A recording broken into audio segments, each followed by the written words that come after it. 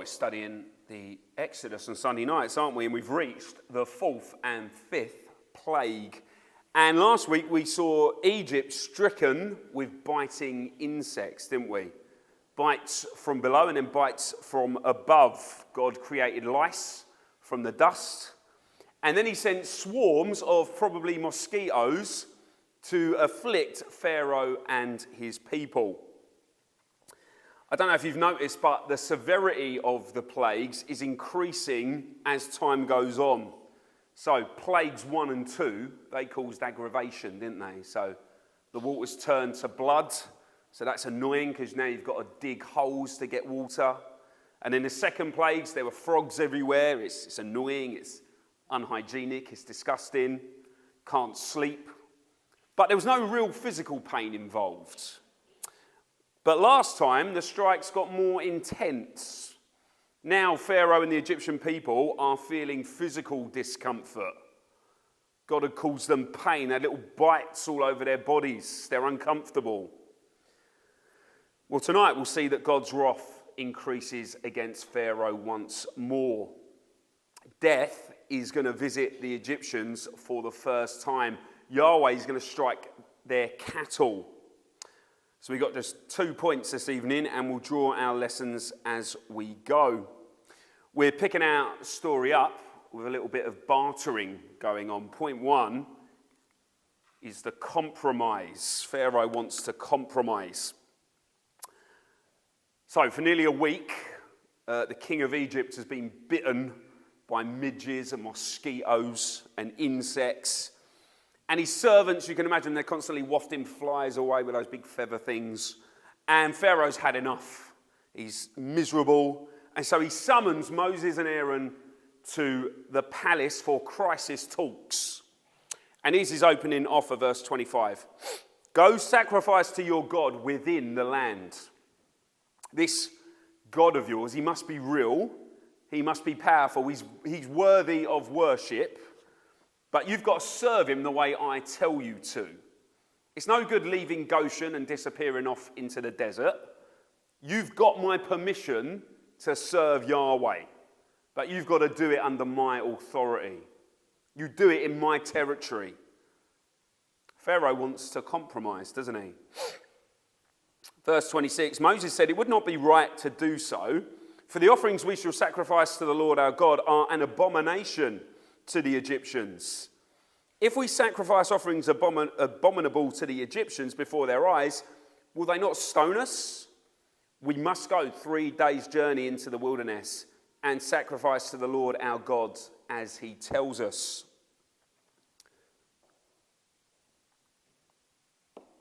Well, Moses is having none of it, is he? And he makes an important point about the form of worship the Israelites will undertake. Now, at first, it's not 100% clear why the Egyptians would have found Hebrew sacrifice so detestable. The Egyptians themselves offered burnt animal sacrifices to their gods. So we've got to kind of figure out why Moses says this. Got to come up with a theory. If the Egyptians sacrificed animals, why would they threaten to kill the Israelites if they dared sacrifice their animals? Well, it probably comes down to the reason for sacrifice. See, the Egyptians worshipped their cattle. Cows and bulls were important animals when it came to their deities. So one of their main goddesses was this girl. Her name is Hathor.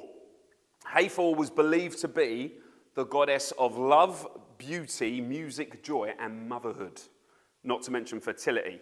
You can tell from her head she's got some horns, right? That's because sometimes she would take on cow form. There she is, all spotty. She encapsulated all things feminine. She was seen as the goddess who mothered Pharaoh. She looked after Pharaoh. So cows were important. As too were bulls. Pharaoh's title was strong bull of his mother. So Pharaoh, as we've seen before, was considered a god in his own right. It was thought that the spirit of God was in him.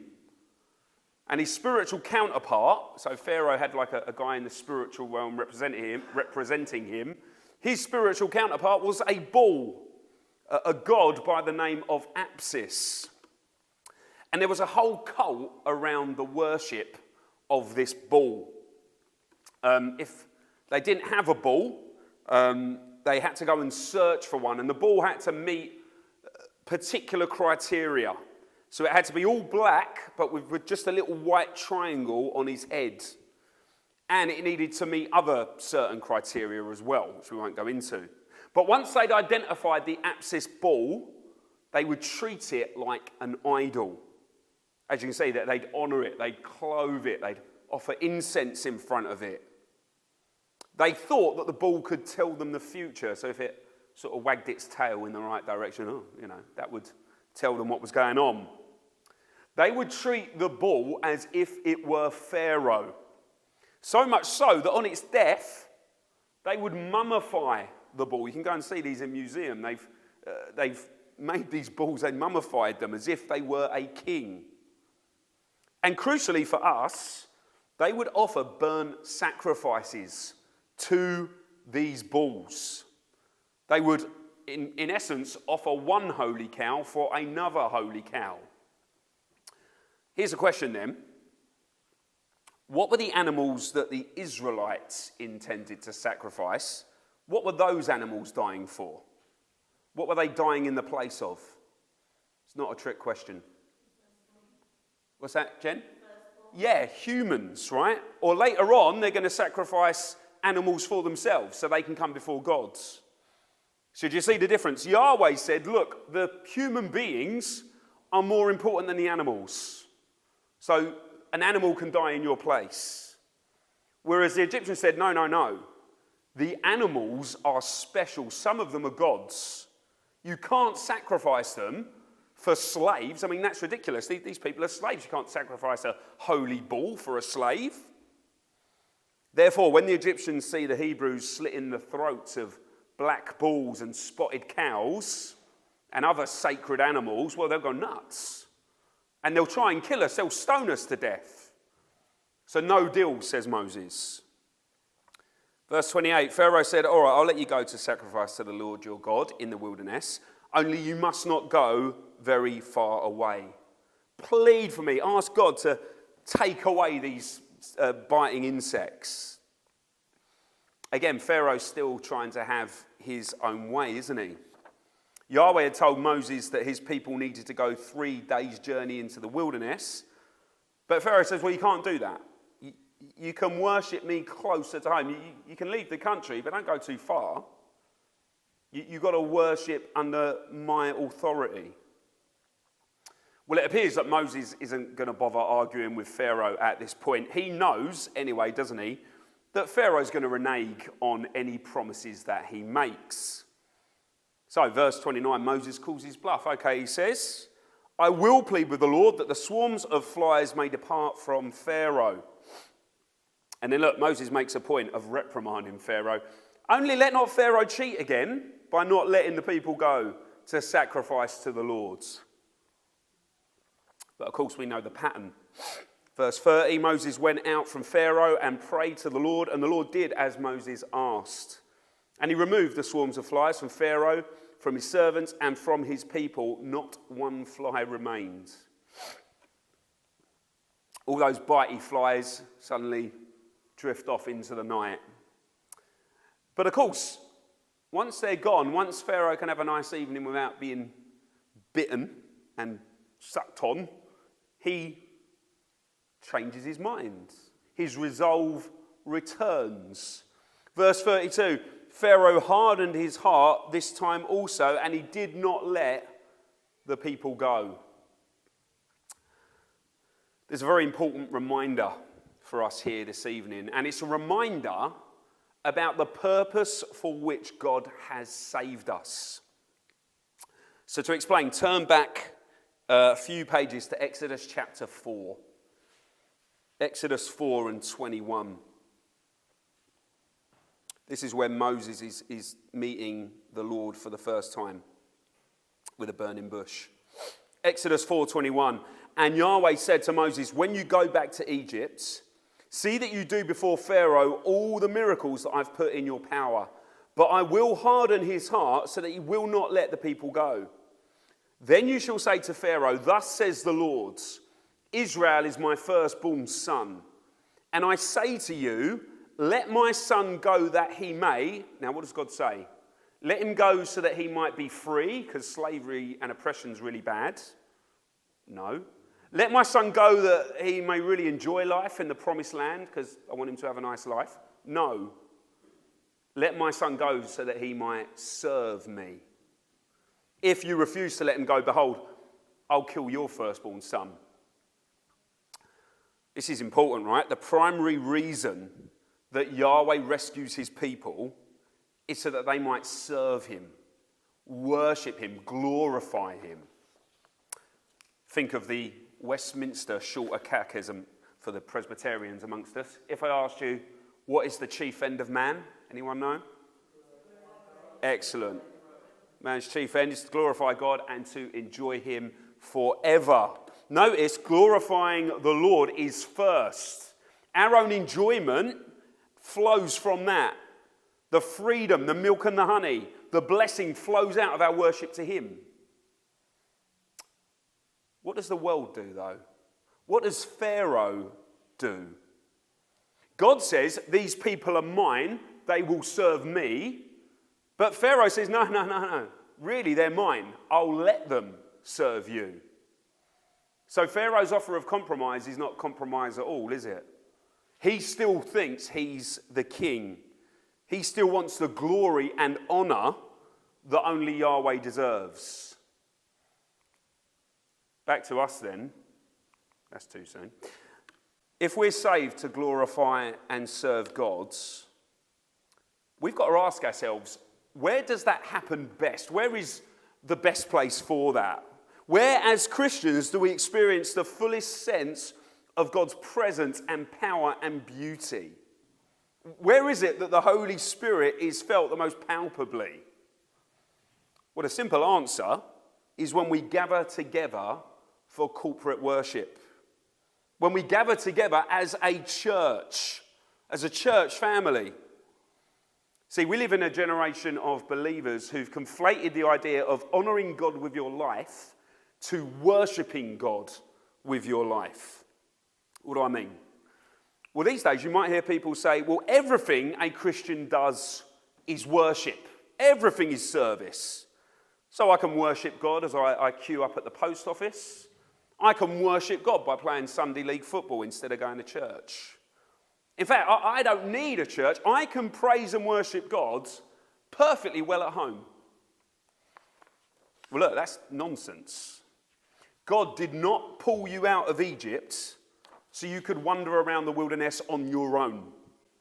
He rescued you so that you'd be joined to a family of believers who serve and worship and honour the living gods. Now look, I'm not saying that your private devotions or your family quiet times or your personal service to the Lord isn't important. God forbid. It's very important. We need more of that. I'm not saying you don't honour God in your life. We do. But don't mix that up with this. It's not this. It's not the corporate God-centered focus and celebration we enjoy on a Sunday. It's not that intimate interaction we have with the Father through the Son, with brothers and sisters united by the Spirit. We meet here, we pray together, we read together, we break bread together. We have fellowship with one another. That was one of the great tragedies of the COVID era, wasn't it? You had church leaders up and down the country settling for second best. Saying, we can just do it on Zoom. You can't. Zoom is a useful tool, right? Especially for those who genuinely can't be here through to ill health or whatever reason. But again, Zoom isn't this. Sunday services are the place of particular blessing.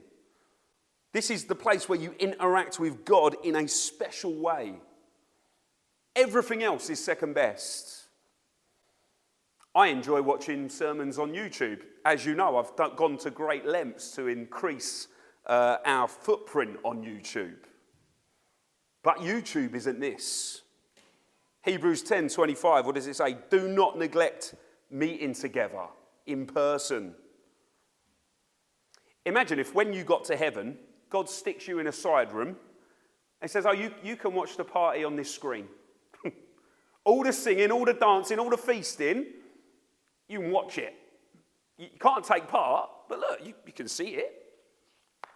Would you accept that? Would you be happy with that? Would you feel satisfied with that?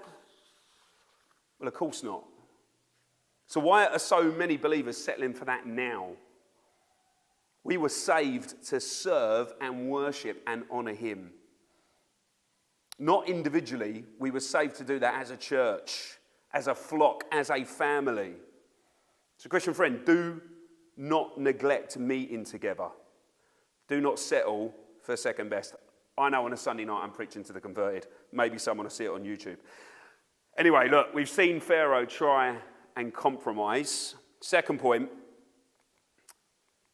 go through the Westminster Catechism again. We see the cull. There is a cull of the Egyptian livestock, isn't there? Now look, we're on the 5th plague. So we are midway through the grid. And as you can see, the 5th plague means we're halfway through the 2nd cycle. And therefore, Moses confronts Pharaoh in the palace once more. So, chapter 9, verse 1. Yahweh said to Moses, go to Pharaoh, go to the palace, and say to him, thus says the Lord, the God of the Hebrews, let my people go, that they may serve me. If you refuse to let them go and still hold them, behold, the hand of Yahweh will fall with a very severe plague upon your livestock that are in the field. The horses, the donkeys, the camels, the herds, and the flocks. Remember what the magicians had said about the lice in the last plague. They had said, this is the finger of God. Well, now God makes an ominous threat. If the lice were the work of just one finger, well, now I'm going to lay my hand on your livestock. I'm going to devastate them. Verse 4, but the Lord will make a distinction between the livestock of Israel and the livestock of Egypt, so that nothing of all that belongs to the people of Israel shall die.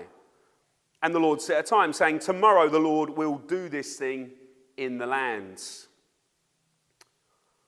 I wonder, did Pharaoh believe what he was hearing? Did he believe Moses? Did he go to bed that night a little bit nervous? Did he begin to question his own religious convictions? After all, we thought it couldn't possibly be Yahweh who decided what died and what lived. Why? Well, because in the Egyptian mind, it was this chap. This chap was Anubis, the god of death. He had supremacy in that arena, Pharaoh would have thought. And so despite everything he'd already seen, he doesn't beg Yahweh for mercy. He doesn't plead with Moses to intercede for him then and there. And I love verse 5 and 6 together. Look what it says. Tomorrow the Lord will do this thing. Verse 6, the next day, the Lord did this thing. Now, I don't know if you remember back in 2001, foot and mouth disease swept through the British countryside, didn't it? And if you're old enough, you'll remember the scenes on the 6 o'clock news, just piles and piles of dead livestock as they burnt them to try and halt the spread of the virus. We have to presume that it was some sort of virus that God struck the Egyptian livestock with. So imagine Pharaoh wakes up the following morning, and it's not just the cows that are dead, it's all the working animals of the field. There are corpses on every plot. Camels, donkeys, goats. They all lie rotting on the ground. And at first, Pharaoh can't believe it. How can the God of the Hebrews have this much power? This must be a coincidence. There's no way what Moses threatened has actually happened. I know he thinks, I'll check. So he sends one of his servants over to Goshen. Verse 7, behold, not one of the livestock of Israel was dead. But the heart of Pharaoh was hardened, and he did not let the people go. No matter how many times you read that line, Pharaoh hardened his heart, it's always a surprise, isn't it? You want to shake him, don't you? What are you doing? Surely now that all your animals have gone, surely now you'll bend to the Lord's will. But no, Pharaoh's stubborn. He sees the dead livestock, and no doubt he's vexed. He's probably raging at God for the way he's been treated. Now, little aside here, people point to this strike and say, aha, if all the animals died, how is it that in verse 19 of chapter 9, Moses tells Pharaoh to get his livestock out of the fields so that they're not destroyed by the hail? And how if all the horses are killed, how can the Egyptian army be riding chariots to chase down the Israelites later on? Good question. Let's deal with the hail problem first. The other day, I went to the biscuit tin in my house, and I looked inside, and lo and behold, where have they all gone? Who ate all the biscuits? Now, if you'd looked in my biscuit tin, what would you have seen? Well, there would have been crumbs. There would have been some biscuits in there, the ones nobody wanted. There's always half biscuits at the bottom of a biscuit tin, aren't they? They've gone soft. There's always bits of biscuit. Well, did I lie when I asked who ate all the biscuits? Should my testimony be doubted because I used the turn of phrase? Well, no, everyone knows what I mean. Who ate all the best biscuits? Who ate the lion's share of the biscuits? You don't say who devoured 17 custard creams, do you? You're not trying to be precise. You're trying to make a point. Well, that's what's going on here. Yahweh strikes a serious, serious blow to the livestock of Egypt. Did every single animal in the field die? Well, no. Moses isn't an idiot. He knows what he writes a few verses later. So this isn't a gotcha moment. And people who make a big deal of these so-called contradictions, well, they're simply being petty. They don't believe the Bible anyway. And with the chariot horses, the answer is even more obvious. There are work horses that work in the field, and then there are war horses. War horses aren't horses of the field. They're kept in stables. They're bred separately. They're not affected by this plague, it would seem. Okay, objections over. Let's close with an important lesson. In this fifth strike, Yahweh demonstrates his supremacy over two aspects of Egyptian culture, doesn't he? Number one, he strikes, get rid of that. He strikes at the heart of their worship. He's showing Pharaoh that his false gods are impotent. You want to worship cows and bulls. You want to venerate and glorify the creature rather than the creator. Well, Yahweh says, I'll show you the error of your ways. I'll show you just how weak the things you trust in are. And so what does God go after? Well, he goes after the things that they worship. But more applicable to us, I think, God strikes at the heart of Egyptian wealth. With one strike, he dismantles their economy. It's hard for us as modern readers to comprehend the psychological and economical devastation that this plague would have caused. The closest thing perhaps we would have to this would be this, right? Imagine tomorrow you walk out into the street and 90% of all the cars are just smouldering metal husks. You turn the news on and somehow there's been a coordinated foreign attack. And the enemy has destroyed millions and millions of cars around the land. Anything with four wheels, they've gone after it. It's been decimated. Imagine what that would do to our economy. No vans, no lorries, no buses. There'd be panic buying, wouldn't there? Because no one can restock the supermarket shelves. no fuel duty for the government, the nation would grind to a halt. We'd instantly go into recession.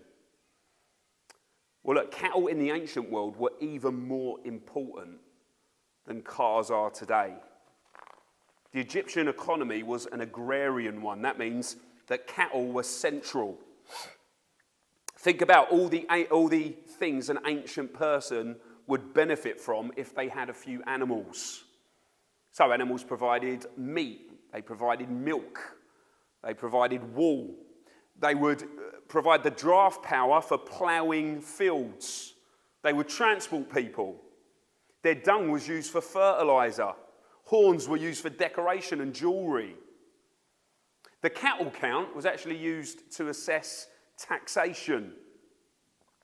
Herds were a core measure of the wealth of the state.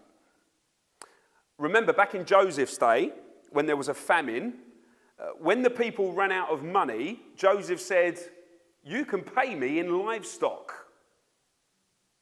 Livestock was money in the ancient world. It was as good as money. And with one click of his fingers, the simple movement of his hands, Yahweh takes it all away. This is an important reminder then, isn't it, for us as New Testament believers? It's a reminder that Jesus is in total control of all things at all times. Specifically, in this case, world economies. Thursday evening, remember Revelation 6 verse 5? You can turn there if you want. Revelation 6 verse 5. Remember, John is having a vision. He's before the throne of God. And before the throne we meet Jesus, who holds a scroll with 7 seals, keeping it shut. And as he opens the seals of history, what happens? Well, Revelation 6:5, when Jesus opened the 3rd seal, I heard the 3rd creature, this is an angel, saying, "Come." And I looked, and behold, a black horse, and its rider had a pair of scales in his hand, and I heard what seemed to be a voice in the midst of the 4 living creatures. For those who don't know, that is the voice of Jesus himself. And what does he say? "A quart of wheat for a denarius, and 3 quarts of barley for a denarius, but do not harm the oil and wine." In Revelation, John hears Jesus declaring that a great famine will come and financial hardship will follow. Your grain is going to become 10 times more expensive. And don't think this is Jesus allowing this. This is Jesus ordering this. He's ordering financial hardship to fall upon some of the people of the world. Christian friend, understand that the God of the Old Testament is the God of the New Testament. What he does in ancient Egypt, he continues to do in the last days. It's interesting then, isn't it? Our society has turned wealth into an idol. People in Britain generally no longer believe in gods, do they? They don't bow down to little statues. But they very much treat money as if it were a little god. The Egyptians thought that their gods protected them. And today we think that we're protected by our wealth. So if I've got enough money in the bank, if I've made the right investments, if I've got the right pension sorted out, then I'll be protected. That'll give me a sort of buffer. I'll be safe. I'll be okay. Ancient people were very much defined by their gods, weren't they? Your idol was your identity. Your idol was where you were from. Well, today people want to be defined and identified by their wealth. So what's one of the first things you ask people when you meet them? "Oh, what do you do?" "Oh, you're a lawyer." "Oh, I bet he earns a few bob." "Where do you live?" "Oh, do you own that flat or are you renting?" Good luck owning anything in London, right? But why do we ask these questions? Well, it's because wealth becomes a measure of success and status and intelligence. Just like the ancient gods, wealth promises control over the future, doesn't it? If you've got enough money, then you can do what you want to do in the future. Your future's secure.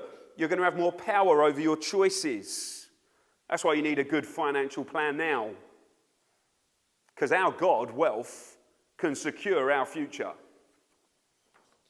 What have we seen tonight, though? What do we see in Revelation? And in fact, what have we seen throughout history? Even living memory, what have we seen? Well, 1929, we had the Wall Street crash.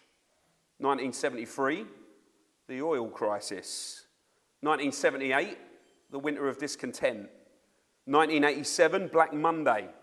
1992, Black Wednesday. 2008, the global financial crisis. And 2020, the COVID stock market crash. We see a pattern of disappointment and letdown. False gods only ever provide false security, don't they? The idol of wealth is as useless as Hathor and Apsis. Perhaps as modern readers, we look at the Egyptians with their little gods and think, what silly Egyptians. They put all their faith in that for. Putting all their hopes in cows and bulls.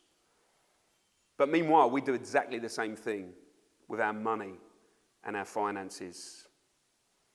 Learn tonight that the financial systems which underpin our economies and our way of life, in Jesus' hands, they're like a house of cards.